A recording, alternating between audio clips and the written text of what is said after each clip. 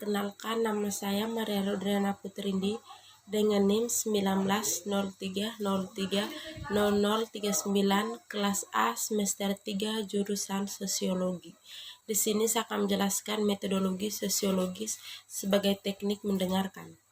Semakin seseorang beradab, semakin periodik keinginan tahun ini dari hari ke hari meningkat.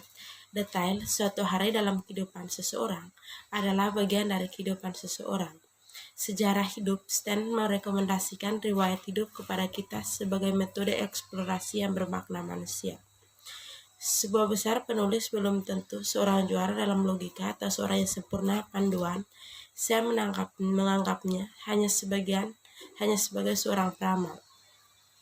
Dia memberitahukan kita untuk menggali di titik tertentu tanpa tahu persis mengapa dan tanpa sangat peduli tentang ketidaktahuannya.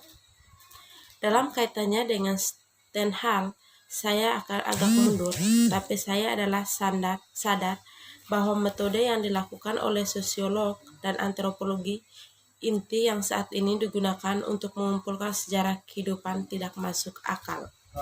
Untuk teori kepribadian yang mampu memberikan poin penting, referensi untuk mendeskripsikan dan pemahaman dalam arti yang benar-benar hermeneutik, kompleks yang sangat rumit dari hubungan yang berjalan di antara keduanya, biografi individu dan karakteristik dasarnya kepribadian. Dengan asumsi itu mungkin untuk membedakan antara kesempatan dan kebutuhan dan kelompok keluarga aslinya. Selain itu, kekeluargaan kami menambahkan grup utama lainnya. Seseorang bisa terikat atau lebih bertahan lama dan akhirnya global kerangka masyarakat luas dengan dunia normatifnya dan struktur kelembagaan.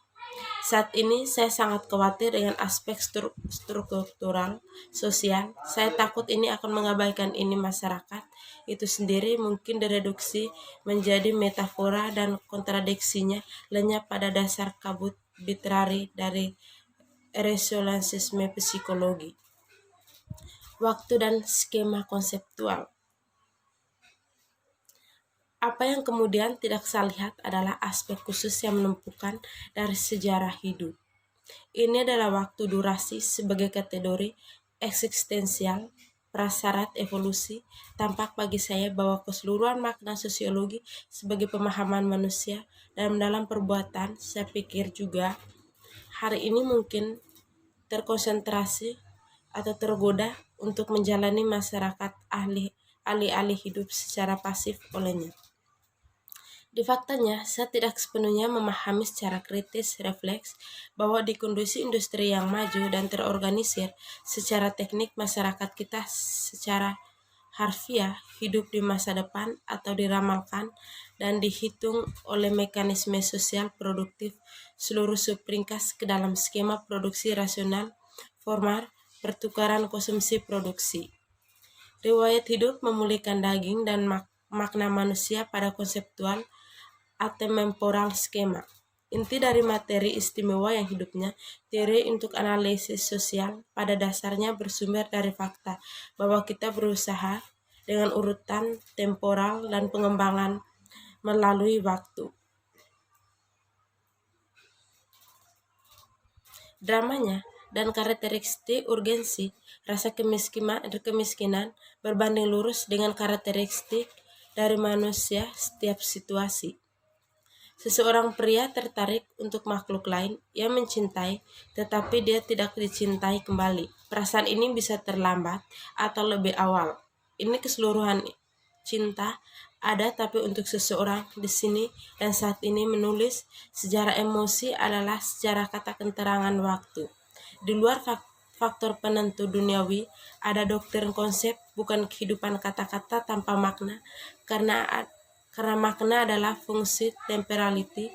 Selain itu ada kebutuhan dalam hidup, perluasan tanggal dan ritme tertentu dalam setiap biografi yang mengizinkan penundaan atau mengizinkan atau memaksakan kompromi. Seseorang harus memutuskan, ini kebutuhan tidak bisa dihindari, termasuk sebagian konsisten dari struktur keberadaan. dan bertanggung jawab atas perbedaan dramatis rumah mewah yang menandai bahkan yang paling biasa-biasa saja, yang paling tampaknya riwayat hidup yang tidak berwarna.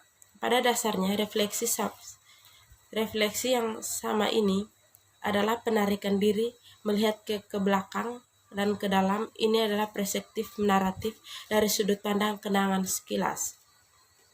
Untuk alasan ini, refleksi hanya menyangkut waktu, tetapi keinginan untuk menggunakannya, yaitu untuk menghilangkan dalam kehidupan sehari-hari. Refleksi menyiratkan sanggahan yang biasa. Saya tidak bisa dipikirkan sekarang. Aku sedang terburu-buru. Saya tidak punya waktu.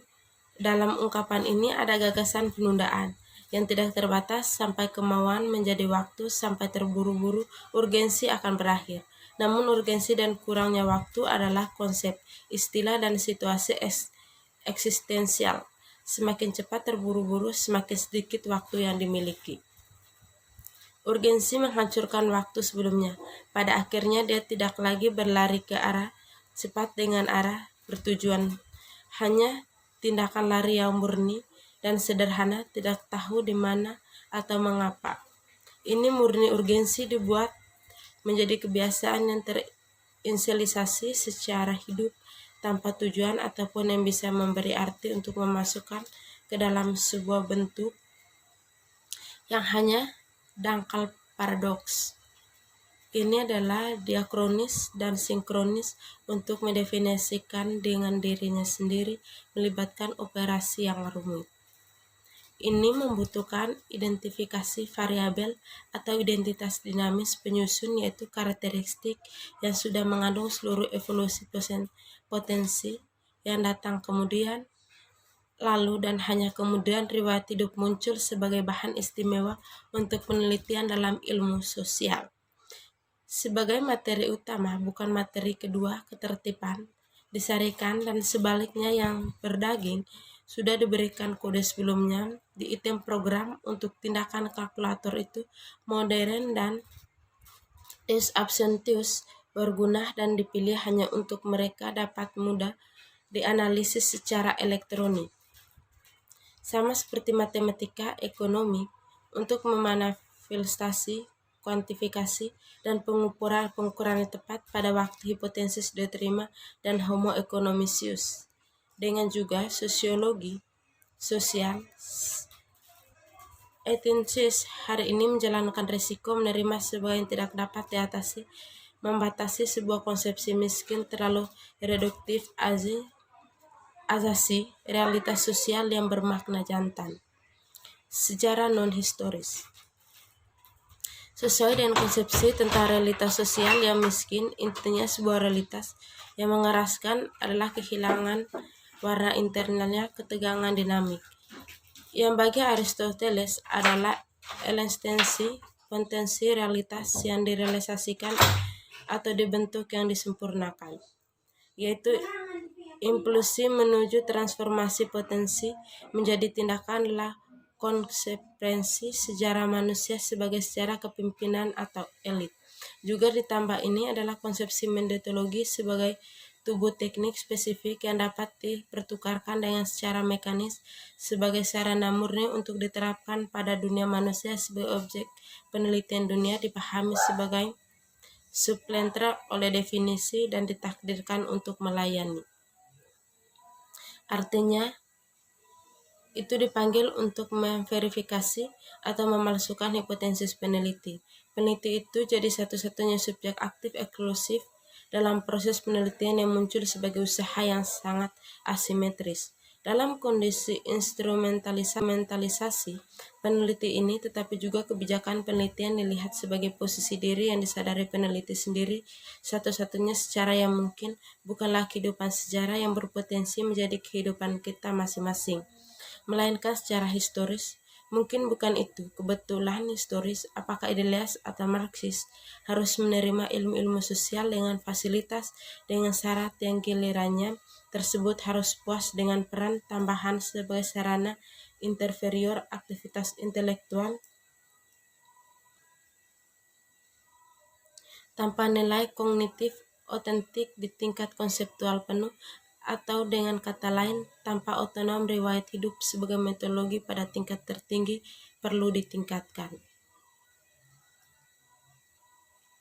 Lapisan historias non-historis, dengan kata lain, ini menyiratkan putusan dengan gagasan sejarah sebagai suksesi dan konoris, kemenangkal bukti makna umum yang dimiliki para elit secara eksklusif sebagai tempat penyimpanan nilai.